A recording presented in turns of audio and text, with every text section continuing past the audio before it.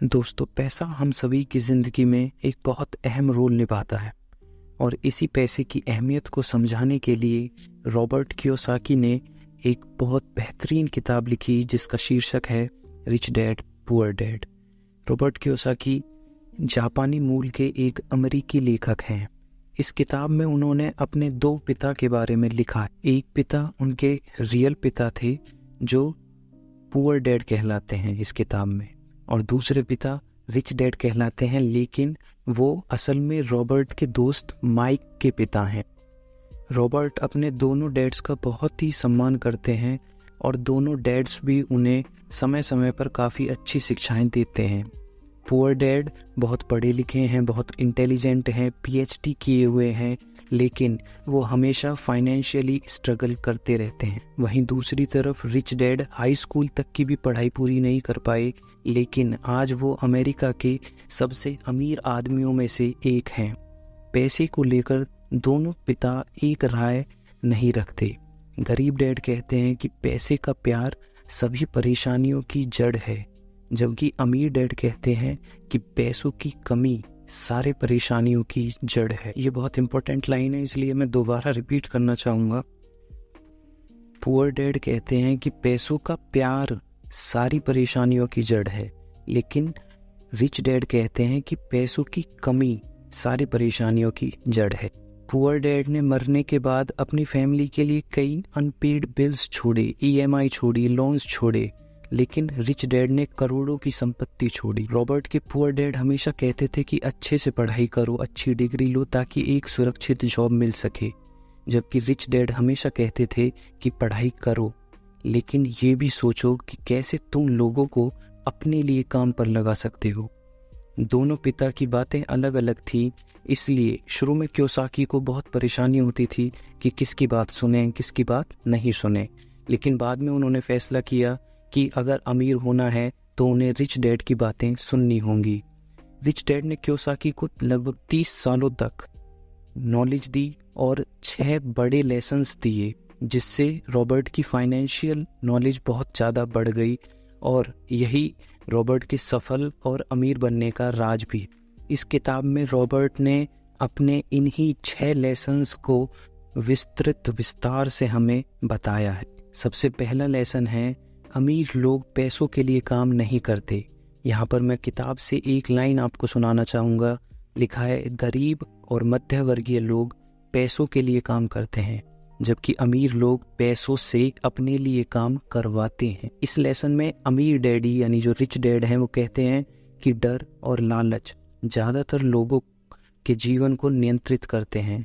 लोग पैसे की कमी ना हो इसलिए काम करते हैं, और जैसे ही पैसा आता है तो वो अन्य चीज़ें खरीदने लगते हैं अपने लालच से, जिससे उन्हें ज़्यादा पैसे की ज़रूरत होती है, और ये लालच उन्हें और ज़्यादा पैसे कमाने पर मजबूर करता है। ये डर होता है उन्हें कि कहीं वे अपने बिल चुका भी पाएंगे या नहीं, कहीं वो फिर से गरीब ना हो जाएं, इसलिए वो और ज़्यादा मेहनत करते हैं और ज़्यादा पैसा कमाते हैं। रिच डैड इस ही प्रोसेस को रैट रेस कहते हैं। वो बताते हैं कैसे लोग डर और लालच की वजह से इस रैट रेस में फंसे हुए हैं। ऐसा नहीं है कि लोगों को ये रेस अच्छी लगती है, पर बचपन से ही लोगों के मन में कुछ बैठी हुई बातें हैं जो उन्हें इस रेस का हिस्सा बनाए रखती हैं। बचपन से ये सिखाया जाता है कि अच्छे से पढ़ाई करो, अच्छी डिग्री लो, अच्छी जॉब करो। अगर कुछ अलग ट्राई किया तो सिर्फ सफल नहीं, असफल ही होगे, कोई दूसरा कामयाब आपको नहीं होने देगा। और यही लोग कुछ नया करने की बजाय सिर्फ एक अच्छी नौकरी के पीछे भागने लगते हैं। लेखक कहते हैं कि ये सच है कि इस रैट रेस का हिस्सा बने रहने से आप कभी गरीब नहीं बनोगे। आप अपने बिल्स हमेशा टाइम से चुका पाओगे, थोड़ा बहुत लग्जरी खरीद पाओगे, लेकिन आप कभी अमीर नहीं बन पाओगे। एक क्वालिटी लाइफ जिसका आपने सपना देखा होगा वो नहीं जी पाओगे। आप अपने रिटायरमेंट तक रोज एक ही बोरिंग रूटीन को फॉलो करते रहेंगे। तो ये बात सुनने के बाद सवाल आता है कि आखिर करें क्या। यहाँ पर लेखक कहते हैं कि सबसे पहले आप पूरी हिम्मत करके इस रैट रेस से निकलें। ऐसा कुछ करें जिससे आप पैसों के लिए काम ना करें, बल्कि आपके पास जो पैसा है वो आपके लिए काम करे। और ये तभी संभव है जब आपको फाइनेंशियल नॉलेज होगी। और इसी फाइनेंशियल नॉलेज या कहें फाइनेंशियल लिटरेसी को ऑथर अपना दूसरा लेसन या अपनी दूसरी शिक्षा मानते हैं।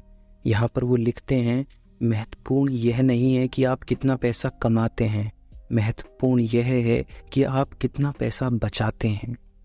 लेखक कहते हैं कि फाइनेंशियल लिटरेसी बहुत ज़रूरी है। जिनमें ये कमी होती है कि जितना भी पैसा कमा लें वो हमेशा गरीब ही रहते हैं।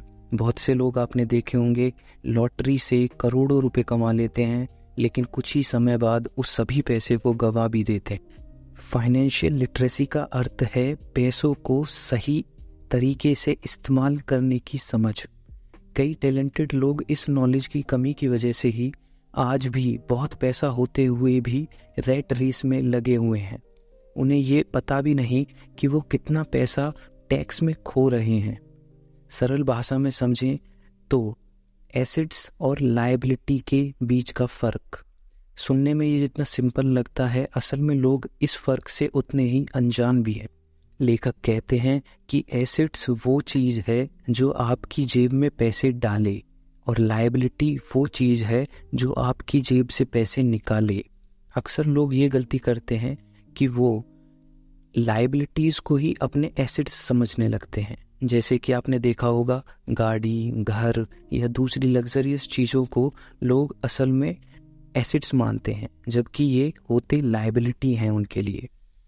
लेखक कहता है कि घर तब तक आपके लिए एसेट्स नहीं है जब तक वो आपको पैसे कमाकर ना दे। हाँ, अगर आपने अपने घर को रेंट पर दे दिया और उससे आपकी इनकम हो रही है तो वो आपके लिए एसेट कहलाएगा। इसलिए लेखक के अमीर डैड यानी कि रिच डैड कहते हैं कि हमेशा अपने एसेट्स को बढ़ाओ और लायबिलिटीज़ को कम करो, तभी आप अमीर बन पाओगे। एसेट्स जैसे कि bonds, stocks, investments, real estate, इन सब में आपको इन्वेस्ट करना होगा। ये चीज़ें वो हैं जो आपको पैसे कमा कर देंगी। या फिर ऐसा कोई बिजनेस जिसमें आपकी प्रेजेंस ज़रूरी नहीं हो, जहाँ सिर्फ आप अपना पैसा इन्वेस्ट करें और वो पैसा आपको ज़्यादा पैसा कमा कर दे। किताब में तीसरी शिक्षा है, अपने खुद के काम पर ध्यान केंद्रित करें। इंग्लिश में कहूँ तो माइंड योर ओन बिजनेस।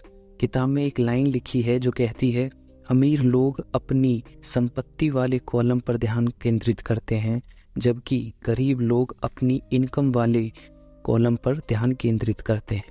हमें खुद के काम पर ध्यान देना चाहिए। अगर आप नौकरी कर रहे हैं तो उसमें भी वो सारी सीख ले लीजिए जिससे कि आप खुद के काम को शुरू और ग्रो कर सकें।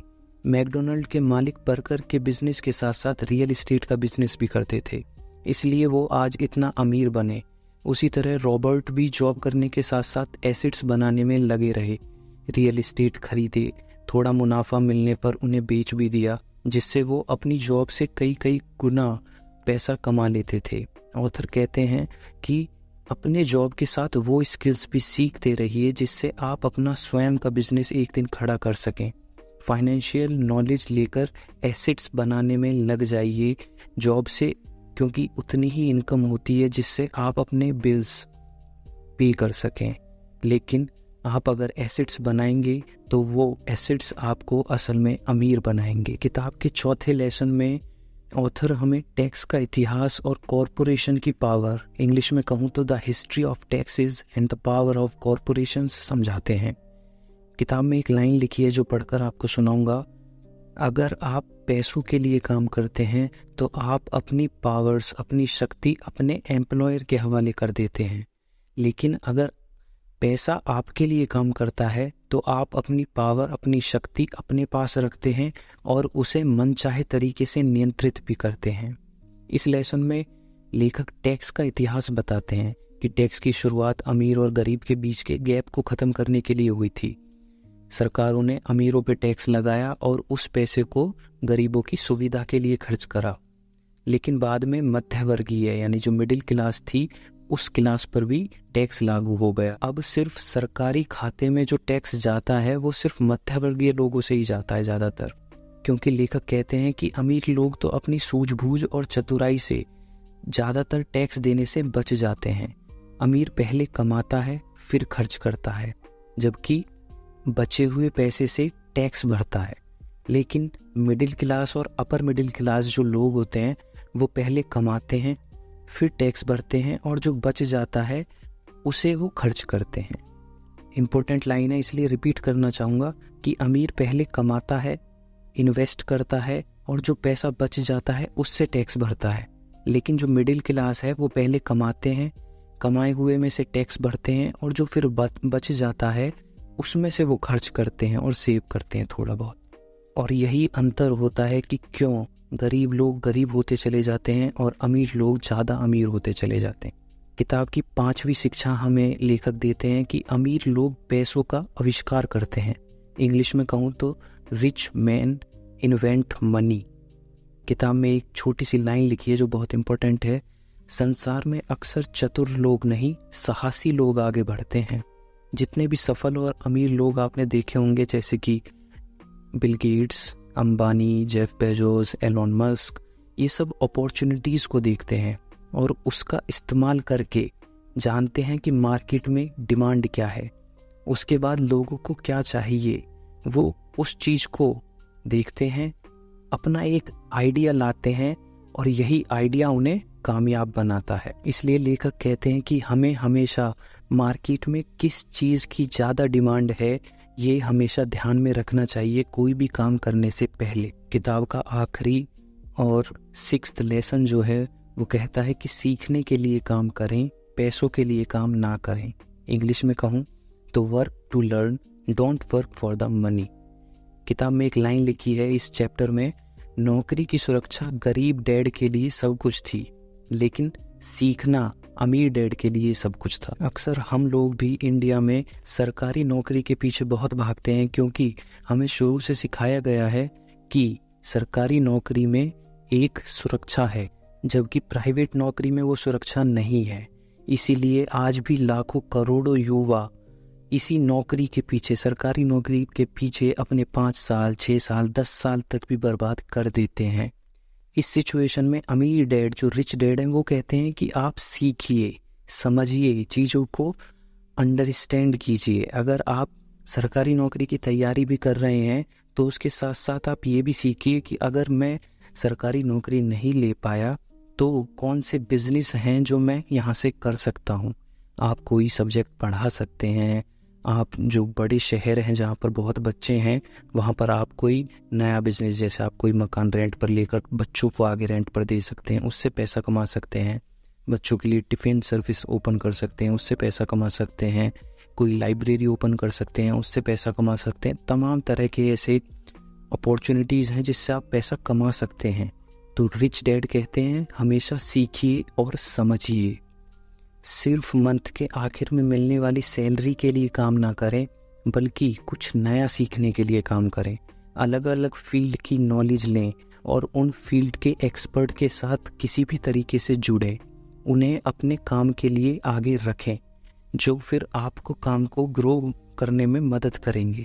और लास्ट में जो बड़े की पॉइंट्स, जो मुख्य बातें हमने इस किताब से सीखी वो होंगे, पहले फाइनेंशियल नॉलेज बढ़ाएं, दूसरा एसेट्स बनाएं और लायबिलिटीज़ कम करें, पैसे को अपने लिए काम पर लगाएं, हमेशा अपॉर्चुनिटीज़ को खोजते रहिए, और सबसे लास्ट और सबसे इम्पोर्टेंट है कि अपनी स्किल्स और अपनी नॉलेज को हमेशा विस्तार देते रहिए। और इसी के साथ ख़त्म करते हैं इस वीडियो को। अगर ये वीडियो आपको अच्छी लगी हो तो लाइक करें, चैनल को सब्सक्राइब करें। बहुत बहुत धन्यवाद। अपना ख्याल रखिए।